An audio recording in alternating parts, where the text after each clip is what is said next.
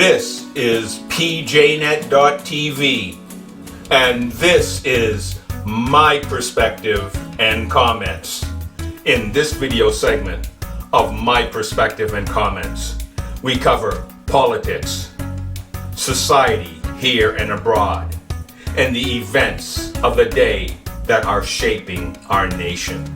PJNET.TV, My Perspective and Comment, coming to you with a worldview, one nation under God. Welcome to My Perspective and Comments. And I'd like to start out here with talking about Mr. Science, or I Am Science, has come down with COVID. Who am I talking about? Yeah, you know, Dr. Anthony Fauci has reported this week that he has COVID, jabbed to the hilt and boosted up. He has COVID. I'd like to talk a bit about, Republicans. You scratch your head and say, wait a minute, these Republicans, they represent me. And I'd like to talk about what was voted on this past week, the National Defense Authorization Act.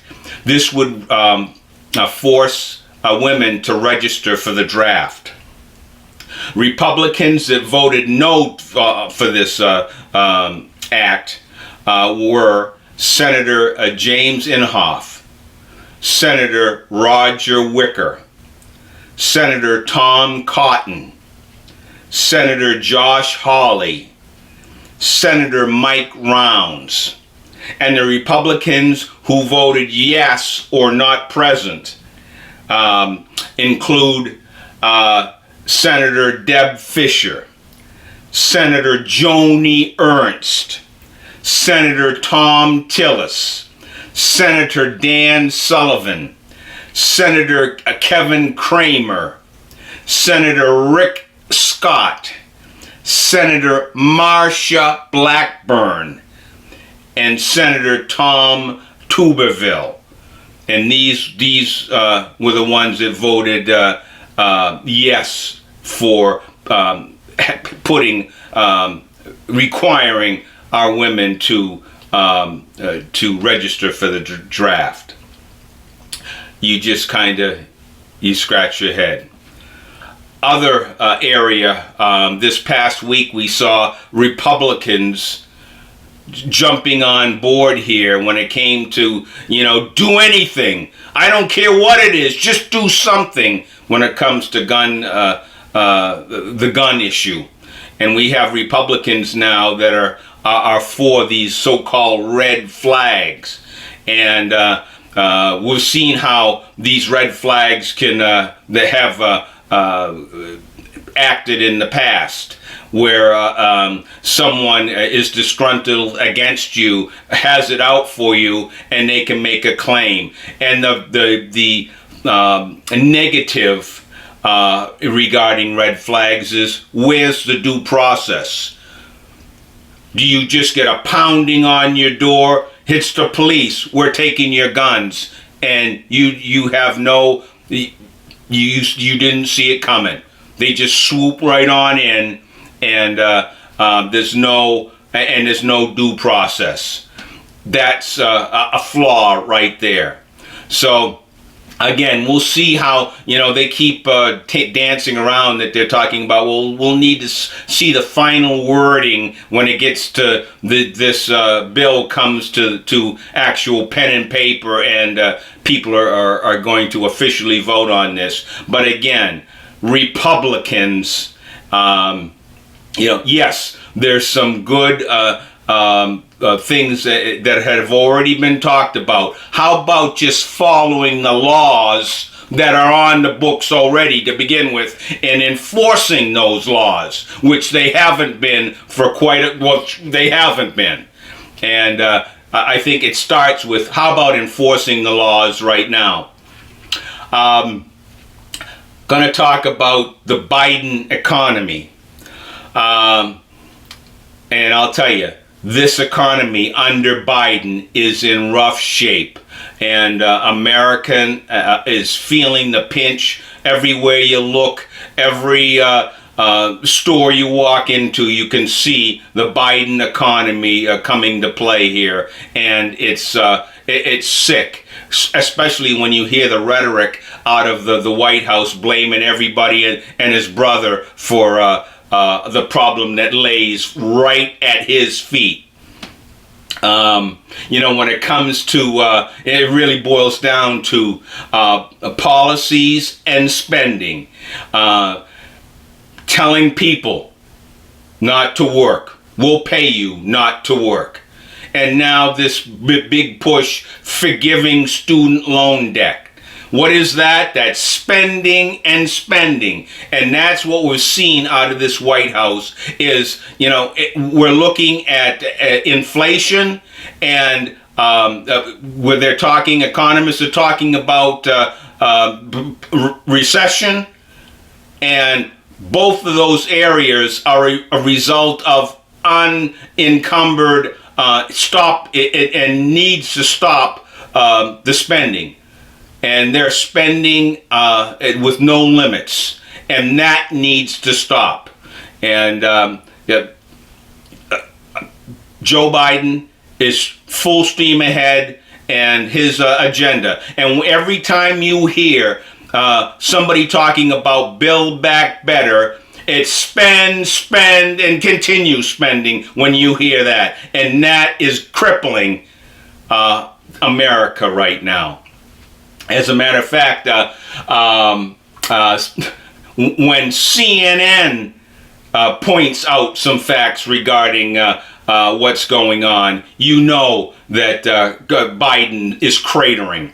CNN senior data reporter Harry Enon explained that Republicans are in the best position at this point in any midterm cycle in over 80 years, precisely because Biden has a poor approval rating, and we know why, because he's run America's economy in the ditch, and it's all on him. And he can point to Putin, he can point to Trump, he can point to the oil refiners, he can point to oil companies not drilling.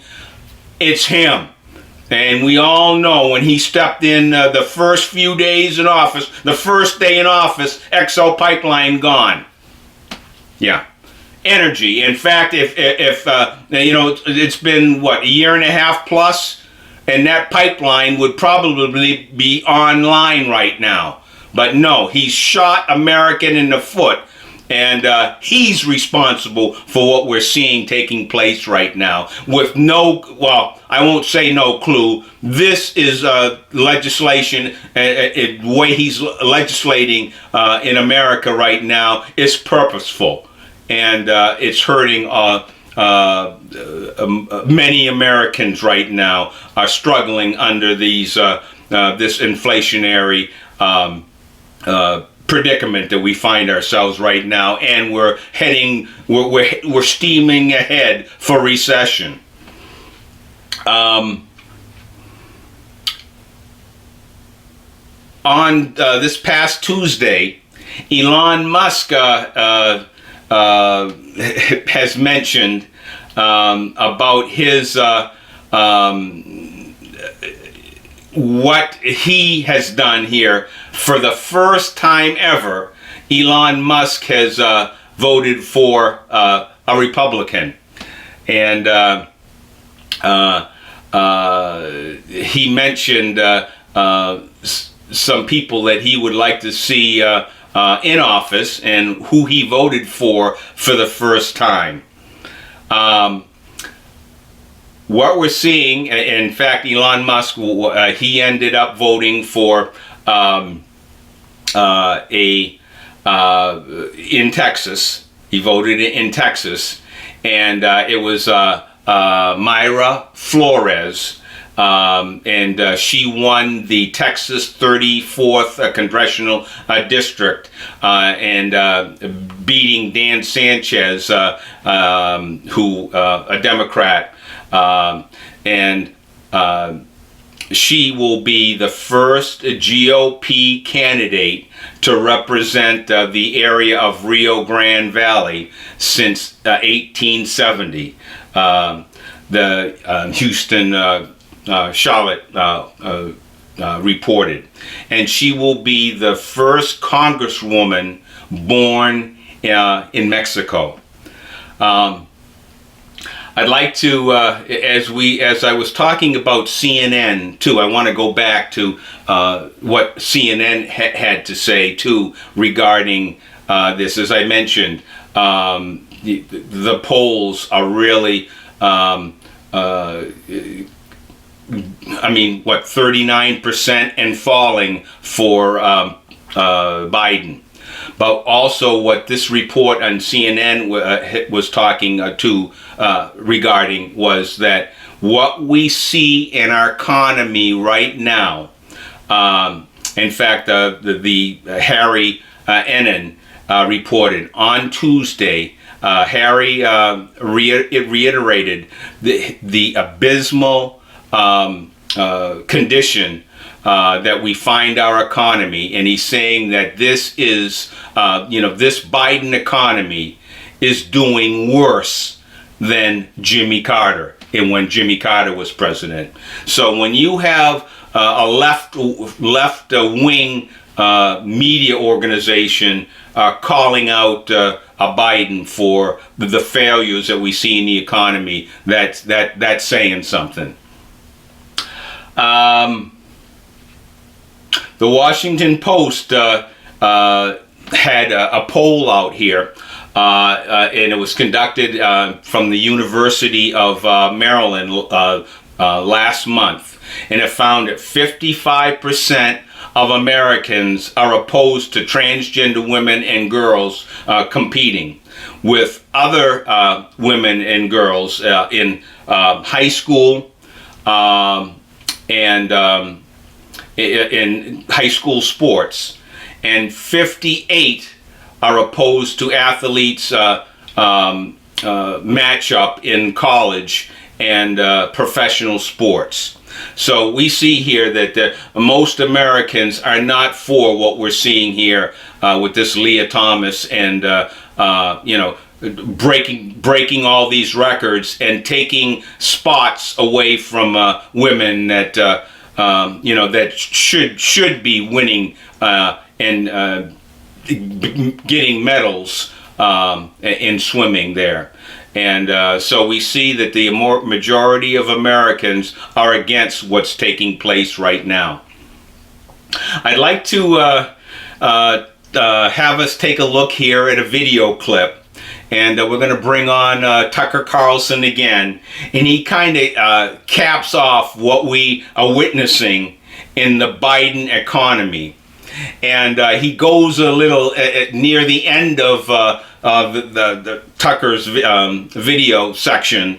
We're going to see him do a little tongue-in-cheek when it comes to Kamala Harris, the VP, and her standing and her own colleagues, how they're talking and feeling towards Kamala Harris. So here, take a look at this video clip from Tucker Carlson. Take a look.